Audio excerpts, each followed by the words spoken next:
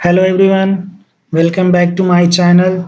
Ayur Dr. Roshan, myself Dr. Khalis, MBBS General Physician, Consultant Physician.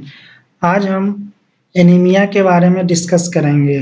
ठीक है, anaemia क्या होता है, इसका कॉज क्या होता है, इसके टाइप्स कितने होते हैं और इसमें क्या क्या ट्रीटमेंट देंगे। तो आप वीडियो के साथ बने रहें और वीडियो को शुरू से लास्ट तक देखिए तो आपको पूरी इन्फॉर्मेशन मिल जाएगी। और वीडियो को स्किप करके मत देखिएगा। और जो नए व्यूअर्स हैं वो प्लीज़ चैनल को सब्सक्राइब कीजिए और बेल आइकन को हिट कीजिए और एटलीस्ट एक बार ज़रूर चैनल को विज़िट कीजिए। आपको बहुत सारी चीज़ें काम की मिलेगी। ठीक है, तो सबसे पहले हम देख रहे हैं क्लासिफिकेशन ऑफ एनीमिया। एनीमिया का क्लासिफिकेशन क्या होता है, तो इसको बेसिकली दो ग्रुप में कैटेगराइज किया गया है। तो पहले हम कॉज के बेसिस पे देखेंगे और इधर दिखा हुआ है मॉर्फोलॉजी ऑफ रेड सेल के बेसिस पे देखेंगे। तो मॉर्फोलॉजी ऑफ रेड सेल के बेसिस पे नॉर्मोसाइटिक नॉर्मोक्रोमिक होता है, माइक्रोसाइटिक हाइपोक्रोमिक होता है और मैक्रोसाइटिक हाइपोक्रोमिक होता है। ठीक है, उसके बाद कॉजेज ऑफ एनीमिया। एनीमिया किस किस वजह से हो सकता है, तो सबसे पहले क्या देख रहे हैं, due to blood loss. Blood loss की वजह से एनीमिया होता है। तो इसमें एक्यूट ब्लड लॉस हो सकता है, क्रॉनिक ब्लड लॉस हो सकता है। आगे हम देख रहे हैं due to inadequate production of RBC. जब आरबीसी का प्रोडक्शन प्रॉपर नहीं होगा, जितना अमाउंट में बॉडी को चाहिए उतने अमाउंट में आरबीसी का प्रोडक्शन अगर नहीं होता है तो भी एनीमिया होने के चांसेस होते हैं। तो अब कैसे पता चलेगा, तो इसका सीवीसी होगा, सीवीसी में सारा क्लियर हो जाता है आरबीसी का काउंट कितना है, तो उससे हम लोग डायग्नोस करते हैं कि किस टाइप का एनीमिया हुआ है। ठीक है, तो due to inadequate production of RBC के बेसिस पे डिफिशियंसी में आप लोगों ने भी सुना होगा iron deficiency anaemia, vitamin B12 deficiency anaemia, folate deficiency anaemia. तो ये टाइप्स हो गए। फिर टॉक्सिक फैक्टर, कुछ टॉक्सिक फैक्टर्स होते हैं जो कि एनीमिया कॉज करने में रिस्पॉन्सिबल होते हैं। फिर कुछ इंडोक्राइन डिफिशियंसी जो कि हार्मोन वगैरह के डिफिशियंसी से भी एनीमिया हो जाता है। उसके बाद आगे देख रहे हैं marrow invasion, marrow failure. Marrow से मतलब है बोन मैरो की यहाँ पे बात हो रही है। तो इस बेसिस पे हम देखेंगे तो हाइपोप्लास्टिक और एप्लास्टिक एनीमिया इसमें आता है। और माल डेवलपमेंट जिसमें आता है sideroblastic anaemia, sickle cell anaemia. ठीक है, तो ये हो गया आपका इनएडुकेट प्रोडक्शन ऑफ आरबीसी के बेसिस पे। फिर आता है due to excess destruction of RBC. ठीक है, जिसमें हिमोलाइटिक एनीमिया जिसको हम बोलते हैं। ये दो तरीके से हो सकता है, या तो जेनेटिकली भी आता है जिसको जेनेटिक हो सकता है, और ये एक्वायर्ड हो सकता है, बाद में भी ये हो सकता है। ठीक है, तो ये हमने देखा। अब आगे हम इस पे चलते हैं। तो अब ये तो हमारा कॉज हो गया। अब एनीमिया का डेफिनेशन हम देख रहे हैं यहाँ पे। तो एनीमिया बेसिकली होता क्या है, anaemia is defined as the reduced level of haemoglobin. Anaemia जिसको भी होगा उसमें सबसे पहले उसमें देखने को मिलेगा कि हेमोग्लोबिन का जो लेवल है वो कम हो जाएगा, रिड्यूस हो जाएगा। ठीक है, कहाँ तक होगा, below the lower limit of normal range for that age and sex which is 4। तो नॉर्मल जो रेंज होगा जाहिर सी बात है उससे कम हो जाएगा। रिड्यूस का मतलब ये होता है कम, नॉर्मल रेंज से कम हेमोग्लोबिन हो जाएगा एनीमिया, जिस किसी को एनीमिया होगा। तो अब यहाँ पे हेमोग्लोबिन के रेंज की बात कर रहे हैं। ठीक है ना, why category wise means males के अंदर जो होते हैं 13 ग्राम पर डीएल टू 16 ग्राम पर डीएल होते हैं, और फीमेल्स के अंदर जो होते हैं 11.5 ग्राम पर डीएल टू 15 ग्राम पर डीएल। ये नॉर्मल रेंज है। ठीक है, तो इस रेंज के बीच में आपका हेमोग्लोबिन वेरी करना चाहिए। ठीक है, नॉर्मल रेंज ये है। अगर इससे कम होगा तो आपको एनीमिया होने के चांस हो सकते हैं, ये ब्लड रिपोर्ट में पता चलेगा। अब आते हैं क्लिनिकल फीचर्स पे कि एनीमिया जो होगा उसके अंदर क्लिनिकल फीचर्स क्या क्या देखने को मिलेंगे, क्या क्या सिम्टम्स होंगे, क्या क्या साइंस होंगे। ठीक है, तो सिम्टम्स की अपन पहले बात करेंगे। तो सिम्टम्स में देख रहे हैं फैट्यूग होगा, इरिटेबिलिटी, इरिटेट रहेगा पर्सन, एनोरेक्सिया देखने को मिलेगा, एमिनोरेक्सिया फीमेल है तो एमिनोरेक्सिया देखने को मिलेगा, इंडाइजेशन हो जाएगा, lack of concentration, concentration proper उसका नहीं बन पाएगा, डिस्पोनिया हो सकता है, पाल्पिटेशन होगा, हार्ट बीट कभी-कभी बढ़ जाता है, सिंकोप एंड वर्टिगो, वर्टिगो भी देखने को मिला है, ज़्यादा जब हो जाता है तो चक्कर-चक्कर टाइप से आने लगता है। ठीक है, ये था आपका सिम्पटम्स। आप साइन को देख रहे हैं, क्लिनिकल फीचर्स के अंदर दोनों चीज़ आती है, साइन एंड सिम्पटम्स। तो साइन क्या-क्या, आप किस-किस साइन को देखते हुए हम पता करेंगे कि इसको एनीमिया हुआ है? सबसे पहले पेलर देखें, उसका इडिमा देखेंगे, फिर उसका टेकिकार्डिया देखेंगे, ठीक है? उसके बाद हाइपर डायनेमिक पीरिकार्डियम, ठीक है? इजेक्टाइल सिस्टोलिक मर्मर देखने को मिलेगा, कार्डियक डायलेटेशन हो जाएगा, ठीक है? उसके बाद ट्रीटमेंट की बात करेंगे, नॉर्मल एनीमिया होता है तो क्या-क्या करते हैं? तो सबसे पहले हम इसमें ब्लड से रिलेटेड एनीमिया बोलते हैं ब्लड डिसऑर्डर को। ब्लड डिसऑर्डर है ये एनीमिया एक टाइप का क्या है? ब्लड डिसऑर्डर है तो इसमें ब्लड ट्रांसफ्यूजन कराएँगे, ठीक है? ब्लड ट्रांसफ्यूजन कैसे करते हैं, क्या-क्या होता है, किसी और वीडियो में हम लोग डिस्कस करेंगे डिटेल्स में। फिर प्रॉपर ट्रीटमेंट ऑफ इन्फेक्शन, जिस इन्फेक्शन से हो रहा है, जिसकी वजह से हो रहा है, उसका प्रॉपर हमें ट्रीटमेंट देना है। अब उसके बाद आ रहा है यहाँ पे anaemia of chronic blood loss, जो कि हमने ऊपर पढ़ा था ना कॉज। तो क्रोनिक ब्लड लॉस की वजह से अगर एनीमिया हो रहा है तो उसमें क्या-क्या कर सकते हैं वो देखते हैं। तो compensatory mechanism replace the plasma volume and red cells loss, ठीक है, इसको रिप्लेस करेंगे। But if chronic blood loss occurs, iron stores of body are depleted, ठीक है। उसके बाद leading to iron deficiency anaemia. अब यहाँ पे ये बोला गया कि नॉर्मल तो हम ये करते हैं कि रिप्लेस कर देंगे प्लाज्मा को और रेड ब्लड सेल्स को, लेकिन अगर क्रोनिक ब्लड लॉस हो रहा है, रिप्लेस करने के बाद भी क्रोनिक मीन्स होता है कंटिन्यू, हमेशा हो रहा है। एक्यूट मतलब होता है कभी हुआ कभी नहीं, कभी हुआ कभी नहीं। तो क्रोनिक मतलब होता है जो कि कंटिन्यू वो चीज़ें चलती रह रही है। तो अगर क्रोनिक ब्लड लॉस है तो जाहिर सी बात है ब्लड के अंदर आयरन होता है तो बॉडी से आयरन का डिफिशियंसी हो जाएगा। जब आयरन डिफिशियंसी ज़्यादा हो जाएगा तो आयरन डिफिशियंसी एनीमिया हो जाएगा, ठीक है। अब उसके बाद आगे बोला गया है also known as anaemia of inflammation, तो इसको हम एनीमिया ऑफ इन्फ्लेमेशन भी बोलते हैं जो क्रोनिक एनीमिया होता है। उसके बाद अब बात कर रहे हैं आयरन डिफिशियंसी एनीमिया, ठीक है। आयरन डिफिशियंसी एनीमिया जो होता है ये माइक्रोसाइटिक हाइपोक्रोमिक ग्रुप के अंदर आता है, ठीक है। ये भी कभी-कभी पूछा जाता है। और ये जो वीडियो है मेनली ये मेडिकोज पर्सन के लिए है, ठीक है। और नॉन मेडिकोज भी देख सकते हैं लेकिन मेनली ये मेडिकोज पर्सन के लिए है। और ये थ्योरेटिकल एग्जाम के पॉइंट ऑफ व्यू से और कॉम्पिटिटिव एग्जाम्स के पॉइंट ऑफ व्यू से ये वीडियो मैं रिकॉर्ड कर रहा हूँ। जो एमबीबीएस स्टूडेंट जो सेकेंड ईयर में होंगे और फाइनल ईयर में होंगे उनको ज़रूरत पड़ेगी, जो नीट पीजी की प्रिपरेशन कर रहे हैं उनको ज़रूरत पड़ेगी, और पीजीटी की जो तैयारी कर रहे हैं उनको भी ज़रूरत पड़ेगी, ठीक है।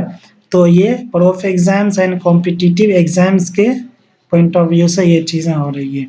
तो अब आयरन डिफिशियंसी एनीमिया की बात करेंगे तो इसमें सबसे पहले क्या देखा गया है, ग्रोस, इसका हम ग्रोस देखते हैं। तो iron deficiency anaemia occurs when the balance of iron intake, इसकी वजह से होगा, ठीक है ना। Iron stores and bodies loss of iron, ठीक है। ये तीन चीज़ों आयरन इनटेक की को हम देखेंगे। तो आयरन का स्टोरेज क्या है वो देखना है, बॉडीज कितना आयरन लॉस किया उसके अंदर ये देखना है। प्रोडक्शन ऑफ एरिथ्रोसाइट उसकी बात करेंगे। तो अब यहाँ पे आ रहा है कि distribution of iron in body, body के अंदर जो है वो आयरन का डिस्ट्रीब्यूशन कहाँ कहाँ पे होता है। तो आयरन जो होता है वो डिस्ट्रीब्यूटेड होते हैं हेमोग्लोबिन में, मायोग्लोबिन में, बॉडी के अंदर जो एंजाइम्स होते हैं उसमें, उसका ट्रांसफेरिन बॉन्डेड के फॉर्म में होते हैं, फेरिटीन एंड हेमोसिड्रिन के फॉर्म में ये स्टोरेज होता है। ये जो है स्टोरेज फॉर्म है आयरन का, ठीक है। तो इस फॉर्म में आयरन बॉडी के अंदर डिस्ट्रीब्यूटेड होते हैं। अब इटियोलॉजी की बात कर रहे हैं तो फिजियोलॉजिकल ठीक है, देख रहे हैं तो प्रेगनेंसी के दौरान भी आयरन की डिफिशियंसी हो जाती है। मेंस्ट्रुएशन के टाइम भी आयरन की डिफिशियंसी हो जाती है। तो इस दोनों के दौरान क्यों होता है? क्योंकि ब्लड लॉस इस टाइम ज़्यादा होता है। मेंस्ट्रुएशन के टाइम भी ब्लड का लॉस होता है, प्रेगनेंसी के टाइम भी ब्लड का लॉस होता है, तो यहाँ पे आयरन की डिफिशियंसी हो जाती है। फिर हो गया कुछ ग्रोथ स्पॉट, है ना, उसमें होता है। फिर लॉस ऑफ आयरन और कैसे हो सकता है? हुक वॉर्म इन्फेक्शन होगा, उसमें हो सकता है। पेप्टिक अल्सर होता है तो उस फॉर्म में भी आयरन का लॉस होगा। अगर किसी को पाइल्स है तो पाइल्स में भी क्या होता है? ब्लड का लॉस होता है। तो उस ब्लड के लॉस होने की वजह से आयरन उससे भी डिप्स कम होने लगता है। पोस्टपार्टम हेमरेज पीपीएच के बाद भी होता है ना, मेनोरेजिया में भी होने लगता है। अब उसके बाद आगे देख रहे हैं इनएडिक्वेट डाइट, कभी कभी हम प्रॉपर डाइट नहीं ले रहे हैं, उसके वजह से भी होता है ना। एक्सेसिव कंजप्शन ऑफ कॉ मिल्क करने से भी होता है, इसलिए ज़्यादा कॉ मिल्क पीना है बट एक लिमिट अमाउंट में, एकदम एक्सेसिव नहीं पीना है। हाफ 1 कप टू 1 गिलास आप डेली पियो चलेगा, उससे ज़्यादा नहीं पीना चाहिए। उससे क्या होता है, कभी कभी एक्सेस कंजप्शन हो सकता है कॉ मिल्क का, तो आयरन का जो वो होने लगता है, डिफिशियंसी होने लगती है। फिर मार एब्जॉर्प्शन, इन्फ्लेमेटरी वोवल डिजीज हो गया या कोलिक डिजीज हो गया, तो इसमें प्रॉपर जो है वो एब्जॉर्ब नहीं हो पाएगा, तो आयरन की डिफिशियंसी हो जाएगी।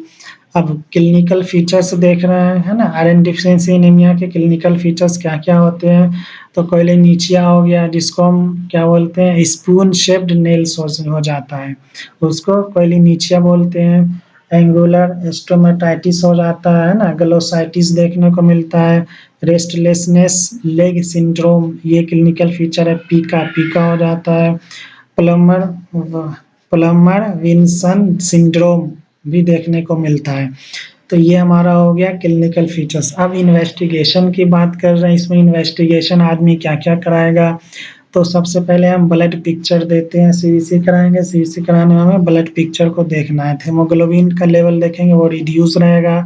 रेड सेल जो है वो कैसा हो सकता है? माइक्रोसाइटिक हाइपोक्रोमिक होगा इसमें, और एनिसोसाइटोसिस हो सकता है, और पोइकिलोसाइटोसिस हो सकता है। ठीक है, फिर उसके बाद हम देख रहे हैं, यही ब्लड पिक्चर की बात हो रही है। फिर ल्यूकोसाइट रेंज इसमें नॉर्मल रहेगा, प्लेटलेट नॉर्मल रहेगा। अब्सोल्यूट वैल्यू जो होगा वो एमसीवी वो डिक्रीज हो जाएगा। एमसीएच ये भी डिक्रीज हो जाएगा। एमसीएससी वैल्यू ये भी डिक्रीज हो जाता है आयरन डिफिशियंसी एनीमिया में। ये तो ब्लड पिक्चर की हम बात करेंगे, यानी सीबीसी को हमने देख के बताया। अब कुछ बोन मैरो फाइंडिंग्स की हम बात करेंगे। तो बोन मैरो जो होता है वो सेलुलरिटी, मैरो सेलुलरिटी इंक्रीज हो जाएगा। मैरो आयरन डिक्रीज हो जाएगा, जाहिर सी बात है, जब आयरन डिक्रीज होगा तो आयरन डिफिशियंसी एनीमिया होगा। Erythropoiesis, normoblastic erythropoiesis with predominance of microblasts, इसके अंदर देखने को मिलेगा। अब कुछ बायोकेमिकल फाइंडिंग्स की बात करेंगे, जिसमें सीरम आयरन लेवल, जाहिर सी बात है आयरन डिफिशियंसी हो रहा है तो डिक्रीज होगा ये लेवल। सीरम फेरिटीन लेवल ये भी डिक्रीज रहेगा। टोटल आयरन बाइंडिंग कैपेसिटी ये इंक्रीज हो जाएगा। ठीक है, अब इसमें ट्रीटमेंट की बात करेंगे। आयरन डिफिशियंसी एनीमिया में क्या क्या ट्रीटमेंट दे सकते हैं? तो ट्रीटमेंट ऑफ अंडरलाइंग कॉज, जिसमें ओरल आयरन थेरेपी देंगे। किस फॉर्म में देंगे? तो फेरस सल्फेट टैबलेट के फॉर्म में देंगे, फेरस ग्लूकोनेट या फेरस एस्कॉर्बेट या फेरस फॉर्मेट। ठीक है, इस फॉर्म में हम टैबलेट के फॉर्म में देंगे। तो ये अगर जो कोई नॉन मेडिकोज देख रहे हैं एज अ ट्रीटमेंट बेसिस पे, तो आप ये वीडियो देख लो और अपने नियर बाय डॉक्टर से, जो जनरल फिजिशियन है, आप उनसे कंसल्ट करना ना भूलें। आप ज़रूर उनसे कंसल्ट करें और वो टाइम टू टाइम अच्छे से गाइड करेंगे। ठीक है, तो दूसरा हम देख रहे हैं प्रीफर्ड आयरन थेरेपी। ये तो था ओरल। अब पेरेंटेरल आयरन थेरेपी, जिसमें आयरन सोर्बिटोल देंगे या आयरन डेक्स्ट्रॉन देंगे या आयरन सुक्रोज या आयरन या फेरिक ग्लूकोनेट के फॉर्म में हम देंगे। ठीक है, तो जो नॉन मेडिकोज हो प्लीज़ आप अपने नियर बाय डॉक्टर से ज़रूर कंसल्ट करेंगे, या हमसे कंसल्ट करना चाहें तो कर सकते हैं।